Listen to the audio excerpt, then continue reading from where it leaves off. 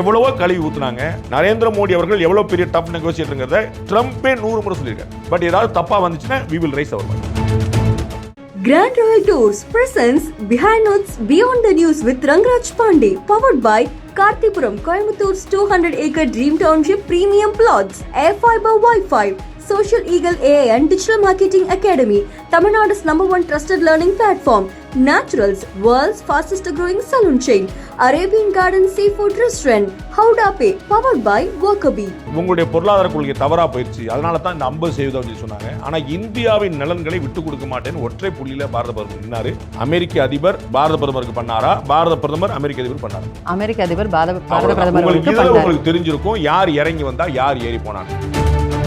50% வரைக்கும் இருந்த வரியை நாங்கள் 18% குறைக்கிறோம் இருக்கார். இது இந்தியாவுக்கு கிடைச்ச நல்வாய்ப்பா கெட்ட வாய்ப்பா? இந்த 18% அப்படிங்கிறது பல உலக நாடுகளுக்கு இல்லாத ஒரு பெரிய வாய்ப்பு. அப்ப இது ஒரு சாதனையா? இது வந்து யாரா ஒருத்தர் வந்து ஒண்ணுமே அடிப்படை அரசியல் அறிவே இல்லாத ஒருத்தரோட சொல்லணும் ஓவர் போன் இது டீல் முடிஞ்சிருக்கு. இதை விட ஒரு பெரிய சாதனை என்ன? நரேந்திர மோடி அவர்கள் எவ்வளவு பெரிய டஃப் நெகோசியேட்டர்ங்கறத ட்ரம்பே 100 முறை சொல்லியிருக்காரு. நரேந்திர மோடி அவர்களுக்கு பியூட்டிஃபுல்லான இங்கிலீஷ் தெரியும். ஆனா ஒரு வீம்புக்குன்னு உலக நாடுகள்ல பூரா போய் ஹிந்தியில தான் பேசியிருக்காரு அடுத்த நாடு தலைவரோட. ஏன்னா நம்மளுக்கு அவங்க 18% டாக்ஸ் போட்டிருக்காங்க. 25ல இருந்து குறைச்சி 50 ஓகே, இந்த ரிவர்சல் டாக்ஸ் சேர்த்து 18% போட்டிருக்காங்க. அதுவே நம்ம அவங்களுக்கு 0%ல கொடுக்குறோம். அமெரிக்கால இருந்து சில பொருட்கள் இறக்குமதி ஆகலாம், வேளாண் பொருட்கள் இறக்குமதி ஆகலாம், நான் மறுக்கலாம். அதெல்லாம் வரவே வராது. நான் ஏன் உத்தரவாதம் கொடுக்கணும்? வரலாம். அது இந்தியாவுடைய நலனை, இந்திய விவசாய நலனை பாதிக்காமல் இருக்கும். நான் கேரண்டியா நம்புறேன். ஏன் அப்படின்னா 8 MP வேற சஸ்பெண்ட் பண்ணிருக்காங்க. அடாவடி பண்ணா அப்படித்தானே பண்ணுவாங்க. அதுல என்ன சந்தேகம்? நான் ராகுல் காந்தி அவர்களை பேச அனுமதிக்கு சொல்லும் போதே நீங்க பார்லிமெண்ட்ல சபாநாயகருடைய இருக்கையில மேல ஏறி போய் பேப்பர் தூக்கி திருப்பிச்சிருந்தா நீங்க கிழிச்சிருவீங்க. அப்புறம் என்ன? சபாநாயகர் சட்டசபையா பாராளுமன்றமா வேற எதுமா? உங்க கட்சி அரசுல நீங்க பண்ணுவீங்களா? ஒரு எம்பியா இருக்கக்கூடிய மத்திய அமைச்சரா கூட இல்லாத ஒரு கேபினட் ஆஃபீஸர் பேப்பரை கிழிச்சு போட்டார். அப்ப வந்து பாராளுமன்ற சபாநாயகருடைய இருக்கையில போய் மேல ஏறி போய் பேப்பர் கிழிப்பாங்கன்னா அப்புறம் சஸ்பெண்ட் பண்ணாம என்ன பண்ணுவாங்க? Grand Royal Tours presents Behind Woods Beyond the News with Rangraj Pandey, powered by Karthipuram, Coimbatore 200-acre Dream Township Premium Plots, Air Fiber Wi-Fi, Social Eagle AI and Digital Marketing Academy, Tamil Nadu's #1 trusted learning platform, Naturals, world's fastest growing salon chain, Arabian Garden Seafood Restaurant, Howda Pay, powered by Workabee. India US deal அப்படிங்கிறது நீங்க எப்படி பாக்குறீங்க? உங்களுடைய opinion இதை பத்தி என்ன? Trade deal பொறுமையாக இருந்தால் எவ்வளவு அசாத்தியமான விஷயங்களை சாத்தியப்படுத்த முடியும் அப்படிங்கிறதுக்கு பாரத பிரதமர் நரேந்திர மோடி மேற்கொண்ட இந்த ஒப்பந்தம் ரொம்ப முக்கியமானது. எவ்வளவோ கழுவி ஊத்துனாங்க. உங்களுடைய பொருளாதார கொள்கை தவறா போயிடுச்சு. அதனால தான் இந்த 50% சொன்னாங்க. ஆனா இந்தியாவின் நலன்களை விட்டு கொடுக்க மாட்டேன்னு ஒற்றை புள்ளியில பாரத பிரதமர் நின்னாரு. கடைசியில் இந்த கால் யாருக்கு பண்ணாங்கிறத நீங்க சொல்லுங்க. உங்களால் நினைவுபடுத்த முடியுமா? அமெரிக்க அதிபர் பாரத பிரதமருக்கு பண்ணாரா? பாரத பிரதமர் அமெரிக்க அதிபர் பண்ணாரா? அமெரிக்க அதிபர் பாரத பிரதமருக்கு பண்ணாரு. உங்களுக்கு தெரிஞ்சிருக்கும் யார் இறங்கி வந்தா யார் ஏறி போனான். அவர் அறிவித்தது என்ன? 50% வரைக்கும் இருந்த வரியை நாங்கள் 18% குறைக்கிறோம் இருக்கார். இது இந்தியாவுக்கு கிடைச்ச நல்வாய்ப்பா கெட்ட வாய்ப்பா? இந்த 18% அப்படிங்கிறது பல உலக நாடுகளுக்கு இல்லாத ஒரு பெரிய வாய்ப்பு. இன்னும் சொல்ல போனால் நம்மோடு டெக்ஸ்டைல் உட்பட பல விஷயங்கள்ல போட்டியில் இருக்கக்கூடிய நாடுகளோட கம்மியானது.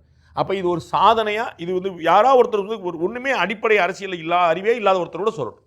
இது வந்து சாதனையா இல்லையா? நாம் என்ன நிலைமையில முன்னாடி இருந்ததோ அதை அப்படியே ரோல் பேக் பண்ணியிருக்காங்க வித்தவுட் மிஸ்ஸிங் எனிதிங். இதுல இருந்த பியூஷ் கோயல் அவர்களை அமெரிக்க பத்திரிகை பாராட்டுது. பொலிட்டிகோன்னு ஒரு பத்திரிகை வந்து டஃப் நெகோசியேட்டர் நரேந்திர மோடி பாரத பிரதமருக்கு கொடுத்த ஒரு கிரெடிட்டை பொலிட்டிகோ பத்திரிகை அஸ்வினி வைஷ்ணவ் பயங்கரமான பியூஷ் கோயலுக்கு ரொம்ப டஃப்பான ஒரு டீலை வந்து அவர் அழகா முடிச்சு கொடுத்தாரு அப்படின்னு வந்து சொல்றாரு. அப்ப இவ்வளவு பெரிய ஒரு காம்ப்ளிமெண்ட் வந்து எப்படி வாங்க முடியும்? நீங்க வெளியுறவுத்துறை அமைச்சர், நிதி அமைச்சர், அமைச்சர் பியூஷ் கோயல் இத்தனை பேரும் இறங்கி போய் அவ்வளவு பியூட்டிஃபுல்லா பண்ணியிருக்காங்க. ஓவர் ஃபோன் இது டீல் முடிஞ்சிருக்கு. இதை விட ஒரு பெரிய சாதனை என்ன வேணும்? ஆனால் திரு ராகுல் காந்தி அவர்களோ மற்றவர்களோ விமர்சனம் வைக்கிறாங்க அவர் மேலே இந்த டீல் பற்றி. அண்ட் இதெல்லாம் தாண்டி இப்போ ஒரு நீங்கள் சொல்ல மாதிரி ஒரு யூஎஸ்லேயோ இல்லை ஒரு யூரோப்பியன் யூனியன்லையோ இந்த மாதிரி ஒரு முடிவு எடுக்கிறாங்க அப்படிங்கும்போது அது அவங்களுடைய அந்த நாடாளுமன்றத்தில் விவாதிக்கப்படுது. செனட்டில் நிறைய இதை பற்றி டிஸ்கஸ் பண்ணுறாங்க. பப்ளிக் ஒப்பீனியன் கூட யூரோப்பியன் யூனியனில் வந்து பப்ளிக் ஒப்பீனியன் எடுக்கிறாங்கன்னு கூட சொல்கிறாங்க. ஆனால் இந்த முக்கியமான விஷயம் ஏன் நாடாளுமன்றத்தில் இதை டிஸ்கஸ் பண்ணலை அப்படிங்கிற ஒரு கேள்வி வருதே சார். ராகுல் காந்தி எந்த கட்சிங்க? காங்கிரஸ் கட்சி. காங்கிரஸ் கட்சி 2004-2009 போது அமெரிக்காவுடைய 123 ஒப்பந்தம் நிர்பந்தத்துக்கு அடிபணிந்ததா இல்லையா? நீங்க வரலாற்றை போய் பாருங்க. திரு மன்மோகன் சிங் அவர்கள் காங்கிரஸோடைய பிரைம் மினிஸ்டர், நான் ராஜினாமா பண்ணிடுவேன் பாருங்க. நீங்க பொதுவெளியில் இருக்குதா இல்லையா பாருங்க. 123 ஒப்பந்தம் வரலன்னு காங்கிரஸுடைய நலத்தை மீறி, திமுகவுடைய அதிருப்தியை மீறி, கம்யூனிஸ்ட் கட்சிகளுடைய எதிர்ப்பை மீறி அதை 123 ஒப்பந்தம் கொண்டு வந்தாங்க. அது அழுத்தத்தினால் வந்ததா இல்லையா நீங்கள் சொல்லுங்கள். காண்டலீசா ரைஸ் அந்த நாட்டு அமெரிக்காவுடைய உள்துறை அமைச்சர் அவங்க சொன்னதுனால மும்பை தாக்குதலுக்கு பிறகு நாங்கள் தாக்குதல் நடத்தவில்லைன்னு அன்னைக்கு உள்துறை அமைச்சர் அந்த சிதம்பரம் ஒப்புக்கொண்டிருக்கிறார். இது அழுத்தமா இல்லையாங்க? அப்படி ஏதாவது நடந்திருக்கா? ஆபரேஷன் சிந்தூர் யாரா அழுத்தம் கொடுத்தாங்களா? நாம அறிவிச்சோம் நம்ம போரை நிறுத்திருக்கோம் அப்படின்னு சொல்லிட்டு. இந்த ஒப்பந்தத்தில் நமக்கு சலுகை கிடைச்சு 1, 2, 3 ஒப்பந்தத்தில் நமக்கு அழுத்தம் இருந்தது. நாம அமெரிக்காவுடைய நிர்பந்தத்தை ஏற்க வேண்டிய அவசியம் இருந்தது. இதுல நமக்கு இருந்த சலுகை மீட்கப்பட்டிருக்கு. இதுல எப்படி அழுத்தம் வரும்? இதுல என்ன வெற்றி, யாருக்கு வெற்றி இல்லை? இது ராகுல் காந்தி இதை கேட்கலாமா? அவருக்கு ஏதாவது புரியுதா புரியலையா? மூணாவது விஷயம், இது அக்ரிமெண்ட் பார்லிமெண்ட்ல விவாதிக்கப்படணும், கட்டாயம் விவாதிக்கப்படணும், நோ டவுட். நான் விவாதிக்கப்படக்கூடாது, நான் ஜனநாயகம் பொதுவாக நடக்கணும்னு நினைக்கிறேன், டெமோக்ரஸி வேணும்னு நினைக்கிறேன். ஏன் விவாதிக்கப்படக்கூடாது நினைக்கிறேன்? விவாதிக்கப்படுறதுக்கு நேரம் காலம் இருக்குது, புரோட்டோகால் இருக்குது, செய்வாங்க. ஏன்னா இது ஓரலாக 2 தலைவர்களால் ஒப்புக்கொள்ளப்பட்டிருக்கு. இன்னும் அக்ரிமெண்ட் வரல. யூரோப்பிய யூனியனோட ஒப்பந்தம் பெரிய வெற்றி. இன்னும் சொல்ல போனால் அந்த ராஜதந்திரத்தில் இந்த பக்கம் சொல்லுவாங்க, தென்னை மரத்தில் தேல் கொட்டினா பனை மரத்தில் நெருக்கி சொல்லுவாங்க. இந்த பக்கம் ஒரு காயினை ஸ்ட்ரைக் பண்ணிட்டு தான் அந்த காயினை உள்ள வச்சாரு நரேந்திர மோடி அவர்கள். யூரோப்பிய யூனியன் கூட பல நாள் பேசி பேசி பேசி பேசி பேசி இந்த ஒப்பந்தம் வந்துச்சு. அந்த பேச்சுவார்த்தை எல்லாருக்கும் கிட்டத்தட்ட நாட் லெஸ் than 1 year அந்த பேச்சுவார்த்தை நடந்துச்சு. பல கட்டங்கள் பேச்சு வந்துச்சு. இப்போ அவங்க குடியரசு தினத்துக்குள்ள வந்திருந்தாங்க, எல்லாருமே போட்டு பியூட்டிஃபுல்லாக ஹாப்பியாக கையெழுத்து போட்டாங்க.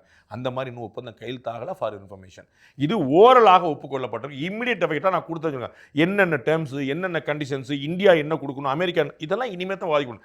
அப்படி ஒன்று வரும்போது நீங்கள் சொல்லுங்கள், இல்லாட்டி அதற்கு முன்னாடியே சலுகைகளை சொல்லுங்கள், அதற்கு முன்னாடியே உங்களுடைய கோரிக்கை வைங்க, கட்டாயம் ஏற்கனவே விவாதிக்கப்பட வேண்டியதா. எஸ், யூரோப்பிய யூனியனோட ஒப்பந்தம் கையெழுத்தாகிவிட்டது, அமெரிக்காவோட ஒப்பந்தம் கையெழுத்தாகவில்லை. இது 2 தலைவர் ஒப்புக்கொண்ட விஷயம். கொஞ்சம் புரிஞ்சுக்கிட்டா அதன்னு தெரியும். நான் என்ன செய்யறது, ராகுல் காந்திக்கு தெரியலன்னா how can help you? Thiru Trump அவர்கள் அவருடைய சோஷியல் மீடியா பக்கத்தில் இதை பற்றி பதிவு போடுறாரு. நம்ம நரேந்திர மோடி அவர்களும் பாரத பிரதமரும் 140 பில்லியன் மக்கள் சார்பாக இதுக்கு இந்த 18% டேக்ஸ் குறைச்சதுக்கு நன்றி சொல்கிறேன்னு போடுறாரு.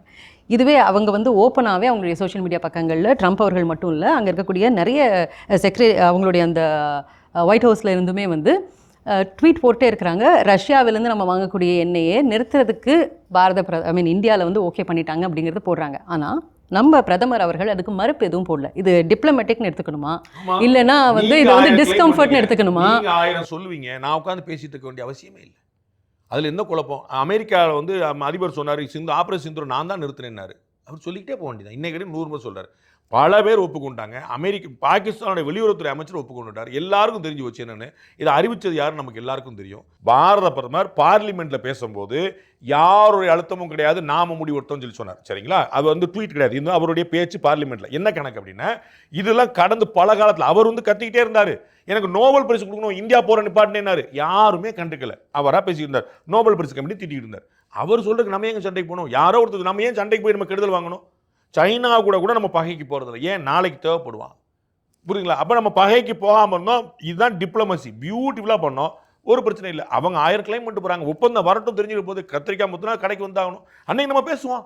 நீங்கள் ஏங்க நிப்பாட்டினீங்கன்னு கேட்போம். உலக நாடுகளில் பெட்ரோலிய பொருட்கள் கிடைக்காம அல்லாடிட்டு இருக்காங்க. அந்த பெட்ரோல் பொருளுக்கு தட்டுப்பாடு இல்லாமல், விலை உயர்வு இல்லாமல் பார்த்து கொண்டு இருக்கு இந்திய அரசு. இது 4-5 வருஷமா ₹1 ஏறல. ₹1. அண்ணன் சிதம்பரம் அவர்கள் நீதித்துறை அமைச்சராக இருந்தபோது டெய்லி பெட்ரோல் விலை ஏறி இருந்துச்சு. நீங்கள் லாஸ்ட்டாக பெட்ரோல் விலை எப்போ ஏறிச்சு உங்களை நீங்கள் ஞாபகத்தில் சொல்லுங்கள். ஒரு நாள் ஞாபகத்துக்கு, போன வாரமா முந்தின வாரமா, அதுக்கு 10 நாள் சொல்லுங்கள். ஒரு நாள் பெட்ரோல். அப்போ உலக நாடுக்குள்ள பெட்ரோலிய பொருட்கள் கிடைக்காம அல்லாடும் போது நம்மகிட்ட பெட்ரோல் விலையேற்றம் கூட இல்லாமல் உட்காந்துருக்கோம். அப்போ எவ்வளோ முக்கியமான விஷயம் அது. அப்போ எவ்வளோ பியூட்டிஃபுல்லான பேலன்சிங் ஆகிட்டு நடக்குது. அப்போ அமெரிக்கா கிளைம் போட்டோம். ஒப்பந்தம் வரும்போது நீங்கள் சொல்லுங்கள், கூட்டி குறைச்ச பிறகு சண்டைக்கு போடுவோம். யார் மறுக்கிறா? ஒயிட் ஹவுஸை சொல்லிட்டு நம்ம ஏன் சொல்லணும்? ஒவ்வொருத்தருக்கும் ரிட்டாரிக்காக பதில் சொல்லிட்டு இருந்தா இதான் நமக்கு வேலையா? சண்டை போடுறது வேலையா? வேலையில் காரியத்தில் கண்ணா இருக்க முக்கியமா? காரியத்தை சண்டை போட்டுட்டு இருந்தால் காங்கிரஸ் கட்சி பாலாக்கி விட்டுருச்சு. காரியத்தில் கண்ணா இருந்து 1 by 1 சாதிச்சுக்கிட்டே வர்றாரு நரேந்திர மோடி.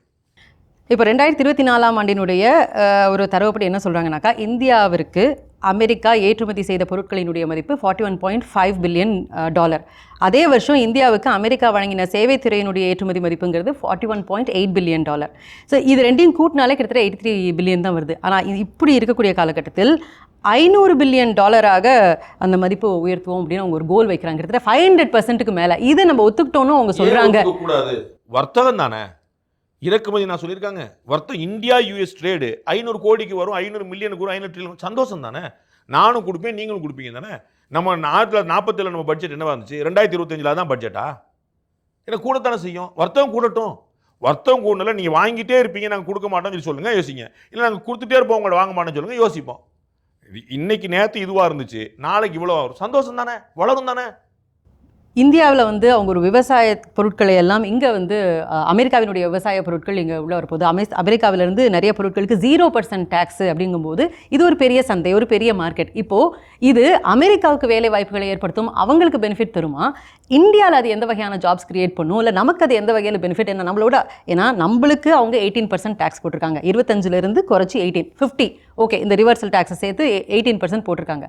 பட் அதுவே நம்ம அவங்களுக்கு 0%ல் கொடுக்குறோம் அப்படிங்கக்கூடிய பட்சத்தில் இது யாருக்கு பெனிஃபிட் அதிகம்? இது வந்து வின் வின்னா அல்லது நம்ம அவங்களுக்கு சரணடைஞ்சிட்டோமா அப்படிங்கிற ஒரு கேள்வி வருது. அப்போ இதை நீங்கள் எப்படி பார்க்குறீங்க?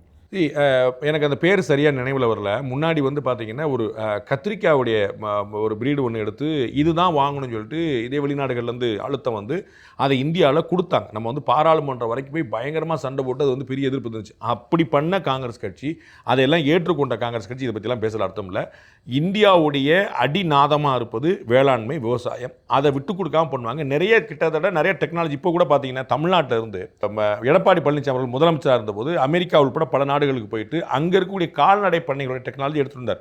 கால்நடை துறையில் இந்தியா நம்பர் 1 இருக்குது, பியூட்டிஃபுல்லாக இருக்குது. ஆனால் இன்னொரு நாட்டில் நெதர்லாண்ட்ஸ்லையோ அமெரிக்காலேயோ ஒரு 4 டெக்னாலஜி இருக்குன்னு அது கொண்டு வரது தப்பே கிடையாது. நம்ம ஊரில் கார் இருக்குது, ஆனால் நம்ம வந்து வெளிநாட்டில் கார் இறக்குமதி பண்ணுறோம், தப்பு கிடையாது. ஸோ அது வந்து பாழாயிருங்கிற அவசியம் இல்லை. அது வந்து நம்ம வரலாம், வச்சுக்கலாம். அப்போ அட் வாட் காஸ்ட், அது என்னவாக வருகிறது அப்படிங்கிற நம்ம வந்து பார்க்கணும். அவ்வளோதான். நம்ம வந்து அமெரிக்காவிலேருந்து சில பொருட்கள் இறக்குமதி ஆகலாம், வேளாண் பொருட்கள் இறக்குமதி ஆகலாம், நான் மறுக்கலாம். அதெல்லாம் வரவே வராதுங்க. நான் ஏன் உத்தரவாதம் கொடுக்கணும்? வரலாம். அது இந்தியாவுடைய நலனை, இந்திய விவசாய நலனை பாதிக்காமல் இருக்கும், நான் கேரண்டியாக நம்புகிறேன். ஏன் அப்படின்னா MS சுவாமிநாதன் கமிட்டியுடைய பரிந்துரையை ஏற்று விவசாய விளைபொருட்களுக்கான உரிய விலையை மத்திய அரசு கூட்டிக்கிட்டே வந்திருக்கு 2014 இன்னைக்கு வரைக்கும். எவ்வளோ 2014 முன்னாடி நினச்சிக்கிறேன் நீ பார்த்துங்க. விவசாயிகளுக்கு ஆண்டுதோறும் 6000 முதல் எத்தனை ஆயிரம் கோடிங்கிறப்ப சிந்தாமல் செதறாமல் அப்படியே அள்ளி வந்து கொடுத்துருக்கு. எவ்ரி இயர் 6000 ரூபா கொடுத்துருக்கு ஒவ்வொரு விவசாயிக்கும். இப்போ விவசாயிகள் நலனில் கவனமாக இருக்கக்கூடிய இந்த அரசு, விவசாயிகள் தான் இந்த இந்திய வேளாண்மை உற்பத்தியுடைய அடிநாதம் தெரிஞ்சுக்கிறவர், அதை மிஸ் பண்ணுறதுக்கான வாய்ப்பு இல்லை. பட் ஏதாவது தப்பாக வந்துச்சுன்னா we will raise our voice. நீங்கள் எப்படி சொல்கிறீங்க? ஆனால் டெல்லியில் இருக்கக்கூடிய குளோபல் ட்ரேட் ரிசர்ச் இனிஷியேட்டிவனுடைய இயக்குனர் அஜய் ஸ்ரீவத்சவா என்ன சொல்லியிருக்கிறார் அப்படின்னா, இந்த அறிவிப்பை உடனே கொண்டாட வேண்டாம் அப்படின்னு அவர் சொல்லியிருக்கிறாரு. அதுக்கு காரணம் நான் என்ன சொல்லுது, அவர் கொண்டாட வேண்டாம், நான் என்ன பண்ணுறது? கொண்டாட வேண்டாம், உட்காந்துங்க. இல்லை அப்படின்னா இதில் வந்து ஒரு கன்சர்ன் இருக்குங்கிறத அவர் சொல்ல வராரான்னு நான் கேட்குறேன். கன்சர்ன் இருக்கலாங்க. நான் தான் எனக்கு தெரியாதுன்னு தானே சொன்னேன். நான் சொன்னேன் அமெரிக்காவிலேருந்து வேளாண் பொருட்கள் இறக்குமதி செய்யப்படாதுன்னு நான் சொன்னேன். படலாம் வரும்போது நம்ம பார்ப்போம். நான் 2 ஃபோன் கான்வர்சேஷன் நடந்தது. அதுக்கு மேலே இதுக்கு மேலே யோசிக்க வேண்டியது அவ்வளோதான். அவர் கொண்டாட வேண்டாம், வருத்தப்பட்டு உட்காந்து கூட்டம், வருத்தப்பட்டு பாரஞ்சவங்க கூட்டம், நமக்கு ஒன்றும் வருத்தம் இல்லை. நமக்கு என்ன இருக்குது? இப்போ ஸ்ரீவத்சவா சொல்லட்டும், யாரும் அஜய் வத்சவா சொல்லட்டும், no issues. They can express their own opinion. எந்தெந்த துறையெல்லாம் வந்து இப்போது இந்த டீல், இந்த ஒப்பந்தத்துக்கு அப்புறமாக இந்தியாவில் எந்தெந்த துறைக்கெல்லாம் வளர்ச்சி அதிகமாக இருக்கும்னு நீங்கள் எக்ஸ்பெக்ட் பண்ணுறீங்க? அதாவது நம்ம ஏற்றுமதி இறக்குமதிங்கிறது வந்து ஒரு டியூவல் டீலுங்க. 2 விரும்ப நம்மக்கிட்ட இருந்து பல பொருட்கள் ஏற்றுமதி ஆகிறது, நமக்கு பல பொருட்கள் இறக்குமதி ஆகுது. 2மே தான். ஒரு பைக்கை ஏற்றுமதி பண்ணல பெரிய பஞ்சாயத்து வந்துச்சு. நீங்கள் அந்த 50% டீல் நீங்கள் பார்த்துருப்பீங்க. நமக்கு வந்து நம்ம வந்து இங்கேருந்து புல்லட்டை ஏற்றுறது அங்கே சொல்லாது. இதை மாதிரி ஒவ்வொரு பொருளுக்குமே இருக்குது. அவன் ஒரு பொருள் வச்சிருப்பான், நாம ஒரு பொருள் வச்சிருப்போம். இதில் அந்த பேலன்சிங் ஆகிட்டு ரொம்ப முக்கியம். யாருக்கு எது தேவையோ அது கொண்டு வந்துருக்குறாங்க. இன்றைக்கி நம்ம வந்து பீஸாவும் இதுவும் மொத்தம் நம்ம நிறைய வந்து சாப்பிட்றாங்க. KFCயா அந்த சிக்கன் அதெல்லாம் நம்ம ஊர் கடை கிடையாது. நம்ம வந்து அதெல்லாம் வாங்கி விற்கிறாங்களா, சாப்பிட்றாங்களா? நமக்கு அது அமெரிக்காவோட பிராண்ட் வந்தால் வந்து நம்ம மக்கள் பிடிச்சி தான் யூஸ் பண்ணிட்டு போகிறாங்க. அதெல்லாம் இருக்குது நமக்கு. அப்போ எது வரும் எது வராது, மக்களுக்கு பிடிச்சிருந்தா வரும், மக்களுக்கு அந்த மோகம் இருக்குது வரும். அதனால் அவங்களுக்கு பெரிய மார்க்கெட் இருக்கும். அதனால தான் ஓப்பன் பண்ணாங்க. உங்களுக்கு தகவலுக்காக பொக்ரான் 2 அணு ஆயுத பரிசோதனை வந்து வாஜ்பாய் அரசில் செஞ்ச போது நமக்கான சாங்ஷனை விதித்தது அமெரிக்க அரசு. If I'm not wrong, Clinton தான் நினைக்கிறேன். அப்போ வந்து சாங்ஷனை போட்டாங்க, நம்ம கவலைப்படவே இல்லை.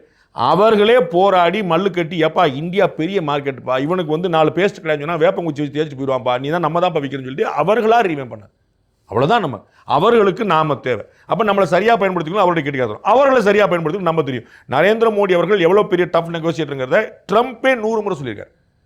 நரேந்திர மோடி அவர்களுக்கு பியூட்டிஃபுல்லான இங்கிலீஷ் தெரியும். ஆனால் அவர் வீம்புக்குன்னு உலக நாடுகளில் பூரா போய் ஹிந்தியில் தான் பேசியிருக்காரு. அடுத்த நாடு தலைவரோட ரஷ்யா எப்படி அவருடைய மொழியை கடைபிடிக்குதோ, சைனா எப்படி அவருடைய மொழியை கடைபிடிக்குதோ, அமெரிக்கா எப்படி அவருடைய மொழி, அதே மாதிரி நம்முடைய இந்திய மொழியை கடைபிடிச்சு வந்திருக்காரு. அவர் வந்து ஹிந்திக்காரர் கிடையாது, உங்கள் தகவலுக்கு. அவர் குஜராத்திக்கார், அவருடைய தாய்மொழி கிடையாது. சரிங்களா? அப்போ அவர் வந்து அவருடைய இடத்துல என்ன உத்தரவு அப்படி இந்த நாட்டுக்கு எதுவையோ அதை வலுவாக செஞ்சிருக்காரு. இனிமேலும் செய்வார், நம்ம நம்புவோம். ராகுல் காந்தி அவர்கள் என்னை பேச விடலை, மக்களவையில் என்னை பேச விடலை அப்படிங்கிறது வந்து அது சரி கிடையாதுன்னு சொல்லியிருக்கிறாரு. ஆனால் அவர் வந்து அந்த புத்தகம் வெளியிடப்படாத அந்த புத்தகத்தில் இருக்கக்கூடிய கருத்தை சொல்லக்கூடாதுங்கிறது ஒரு ரூல் இருக்குங்கிறது இருந்தாலும், ஆனால் அவருடைய தரப்பில் அவர் வைக்கக்கூடிய அந்த விஷயத்தை நீங்கள் எப்படி பார்க்குறீங்க? அவரை பேச அனுமதிச்சிருக்கணும் அப்படின்னு நான் நினைக்கிறேன். அதை தடுத்திருக்க வேண்டிய அவசியம் இல்லை. அதனால தான் அது விவாத பொருளாக மாறிடுச்சு. அவர் வந்து பேச அனுமதிச்சிருந்தாங்கன்னா அதற்கு பதில் கொடுத்து, இப்போ நீங்கள் சொன்னதே அதே ராஜ்நாத் சிங் அவர்கள் பதிலுரை கொடுக்கும்போது அழகாக வந்து அப்படி ஒரு புஸ்தகமே இல்லை, அப்படி ஒரு மேகசினில் யாராவது சொல்லியிருக்காங்கன்னு நீங்கள் பார்த்து சொல்லுங்கள், அந்த புக் எங்கே அப்படி இருந்தால் எங்களுக்கு காப்பியை காட்டுங்க. அதுபோக அன்றைக்கி சைனா வந்து உள்ள இந்தியாவோட நுழையும் போது என்ன நினச்சிங்கன்னு தெளிவாக சொல்லிட்டு போகிறோம். அவ்வளோதான். 2 மணி நேரங்கிற ஒரு மேட்டரே கிடையாதுங்க. நாங்கள் கடைசி அந்த அவங்க பப்ளிஷ் பண்ணியிருக்கிற சாப்டர் எப்படி முடிஞ்சிருக்குன்னு பாருங்கள். இந்தியா ராணுவத்துக்கு முழு சுதந்திரம் கொடுத்தது, நீங்கள் உங்களுக்கு என்ன விருப்பமோ செய்யுங்கன்னு சொல்லி கொடுத்தது, ஈக்குவலான ஆப்போசிட்டான கவுண்டர் ரியாக்ஷன் கொடுங்கன்னு சொல்லி சொன்னது. இது மாதிரி ஒரு சுதந்திரம் பேசாமல் வாயை மூடிட்டுருங்கன்னு கண்டலிசா ரைஸ் சொன்னபோது அது இனிச்சது திரு ராகுல் காந்தி. எங்கே இருந்தார் அப்போ? திரு சிதம்பரம் அவர்கள் உள்துறை அமைச்சராக இருந்தவர் சொல்கிறார், பப்ளிக்கில் இன்னும் இருக்காது, நீங்கள் எடுத்து பார்த்துக்குங்க. அப்போ வந்து ராகுல் காந்தி கண்ணே தெரியல, நம்ம ஊரில் வந்து குருவியை சொல்கிற மாதிரி 250 பேர் சுட்டு போயிட்டான், அதுக்கு பதிலுக்கு நீங்கள் எதுவும் பண்ணிடாதீங்க அப்படின்னாரு. 22 பேருக்கு நம்ம வந்து அங்கே 100கணக்கான பேர் தூக்கணும். அது வந்து உங்களுக்கு ஒன்றும் புரியவே இல்லை, யாரும் கண்ணில் தெரியல. அமெரிக்கா வந்துருச்சா, சைனா வந்துருச்சா, எங்கே வந்துச்சு? நீங்கள் இந்தோ சீனா வாரில் என்ன பண்ணீங்க? நம்முடைய பகுதி இன்னைக்கு நம்ம கையில் இருக்குதா? யார் கொடுத்தது? எப்போ கொடுத்தது? நேரு வந்து என்ன பண்ணிருந்தார்? இந்திரா காந்தி என்ன பண்ணிருந்தாங்க? ஏதாவது பேசுவாங்களா? பாகிஸ்தானோட போர் கொடுத்துட்டு திரும்பி எல்லாத்தையும் மீட்டு விட்டு கொடுத்துட்டு வந்தாங்களே, மறப்பாங்களா? இந்தியாவுடைய கச்சத்தீவு யாரோடது? நீங்கள் ஒரு தனி மனிதராக சொல்லுங்கள், கச்சத்தீவு யாரோடது? எங்கே போச்சு? யார் பீரியடில் போச்சு? இந்தியாவோட பகுதியில் தூக்கி கொடுத்துட்டு இவங்க பேசுகிறாங்க, உள்ள பீரங்கி வந்துச்சா, ஸ்லோவாக வந்துச்சா, 8 காலம் பயம், அப்படி நெரேட்டிவில் பயங்கரமாக ஏங்க இருக்கிறப்புறம் தூக்கி கொடுத்துட்டு இவங்க என்ன பேசுறது? அப்போ இவர்கள் தடுத்தது எனக்கு ரொம்ப பெரிய வியப்பாக இருக்குது. தடுக்க வேண்டிய அவசியம் இல்லை, பேசிட்டு போகிறார், யாருமே கவனிச்சிருக்க மாட்டாங்க. அவர் கலாதேவி சொல்லிட்டு யாருமே கவனிச்சிருக்க மாட்டாங்க. அந்த மாதிரி ஏதோ ஒன்று பேசிட்டு யாரும் கவனிச்சிருக்க மாட்டாங்க. அவர் பேச விடாமல் தடுக்க போய் பெரிய மேட்டராக இருக்குமோன்னு எல்லாம் கவனிச்சிட்டாங்க. அவ்வளோதான். அதை வந்து தடுத்த எனக்கு ரொம்ப பெரிய வியப்பாக இருக்குது. அதில் வந்து தக்க பதில் வந்து சாதாரணமாகவே கிடைக்குது, லாஜிக்கலாகவே கிடைக்குது. இவங்களுக்கு ஏன் வந்து அது லீகலாக யோசிக்க தெரியலன்னு எனக்கு ரொம்ப ஆச்சரியமாக இருக்குது. பட் ஒருவேளை அவங்க வந்து ரொம்ப சென்சேஷனல் விஷயம்னு அப்படின்னு நினச்சதுனால அதை தடுத்தாங்களா? பார்லிமெண்ட்டில் பேசாமல் நீங்கள் எங்கே பேசுவீங்க? சென்சிட்டிவான விஷயங்கள், சென்சிபிளான விஷயங்கள் எங்கே பேசுவீங்க? பார்லிமெண்ட் தான் பேசணும். மக்கள் மன்றத்தில் பேசினா சட்டமன்றத்தில் பேசுங்கன்னு சொல்லுவீங்க, சட்டமன்றத்தில் பேசினா பேசக்கூடாது, எங்கே தான் பேசுவாங்க? அப்படி தடுத்ததுனால தான் இவங்க சொல்றாங்க, பயப்படுறாங்க, அவங்க பக்கத்தில் தவறு இருக்கு. இந்த மாதிரியான ஒரு வாதத்துக்கு அவங்க அனுமதிச்சிருக்க வேண்டியதே இல்லை. இந்த மாதிரி ஒரு பாயிண்ட் அவங்க தான் கொடுத்துருக்காங்கன்னு சொல்லி நான் தான் சொல்றேன். இவங்க வந்து பயப்படுறாங்கிற மாதிரி ஜோதிமணி அக்கா சொல்றாங்க, அவர்கள் கண்களில் நான் பயத்தை பார்த்தேன். ரொம்ப ஆச்சரியமா இருந்துச்சு. அவங்களுக்குலாம் பயமே கிடையாது, இவங்களுக்கு அக்காக்கே தெரியும். அது அப்படி சொல்ற அளவுக்கு நடந்திருக்க வேண்டியதுல அழகா அனுமதிச்சுக்கலாம், ஒன்றும் யாருமே கண்டுக்க மாட்டாங்க. 8 MP வேற சஸ்பெண்ட் பண்ணியிருக்காங்க. அடாவடி பண்ணா அப்படித்தான் பண்ணுவாங்க, அதுல என்ன சந்தேகம்? நான் ராகுல் காந்தி அவர்களை பேச அனுமதிக்கும் சொல்லும் போதே நீங்க பார்லிமெண்ட்ல சபாநாயகருடைய இருக்கையில மேலே ஏறி போய் பேப்பர் தூக்கி திருப்பிச்சிருவீங்க, நீங்க கிழிச்சிருவீங்கன்னா அப்புறம் என்ன? இது சட்டசபையா பாராளுமன்றமா வேற எதுமா? உங்க கட்சி ஆட்சியில் நீங்க பண்ணுவீங்களா? ராகுல் காந்தி அவர்கள் வந்து கேபினட் டிசிஷனை பேப்பர் கிழிச்சு போட்டார். அந்த மாதிரியான ஒரு அரசாங்கம் நடந்துட்டு இருக்கா? ஒரு எம்பியா இருக்கக்கூடியவர், மத்திய அமைச்சராக கூட இல்லாத ஒரு கேபினட் டிசிஷனை பேப்பரை கிழிச்சு போட்டார். அவன் அந்த மாதிரி வந்து அசிங்கப்பட்டா கூட பரவாயில்லன்னு சொல்லிட்டு நம்ம தொடச்சிட்டு போயிருங்கிறதுக்கான விஷயமா? அப்போ பாராளுமன்றத்துக்கு ஒரு மாண்பு இருக்குதா இல்லையா? அப்போ வந்து பாராளுமன்ற சபாநாயகரோட இருக்கையில் போய் மேலே ஏறி போய் பேப்பர் கிழிப்பாங்கன்னா அப்புறம் சஸ்பெண்ட் பண்ணாம என்ன பண்ணுவாங்க? நன்றி sir. Behind Woods Beyond the News with Rangaraj Pandey. Title sponsor Grand Royal Tours. உங்க ஒவ்வொரு ட்ரிப்பையும் ஸ்வீட் மெமரிஸ் ஆக்க Grand Royal Toursக்கு வாங்க. Powered by கார்த்திபுரம் 200 acres township in Coimbatore. Ready to build premium villa plots and commercial plots with world-class infrastructure. Air fiber Wi-Fi all-in-one plans. Wi-Fi plus OTT plus IPTV. Pay 6, get 6 months free. Social Eagle AI and Digital Marketing Academy. Tamil Nadu's #1 trusted learning platform. Naturals, world's fastest growing salon chain. Arabian Garden Seafood Restaurant. Ever fresh, ever delicious seafood dishes. இப்பொழுது தமிழகமெங்கும். Howda Pay, powered by Workabee, a unified platform for finance, accounts and HR. Grand Royal Tours presents Behind Woods Beyond the News with Rangaraj Pandey, powered by Karthipuram, Coimbatore 200-acre Dream Township Premium Plots, Air Fiber Wi-Fi, Social Eagle AI and Digital Marketing Academy, Tamil Nadu's #1 trusted learning platform, Naturals, world's fastest growing salon chain, Arabian Garden Seafood Restaurant, Howda Pay, powered by Workabee.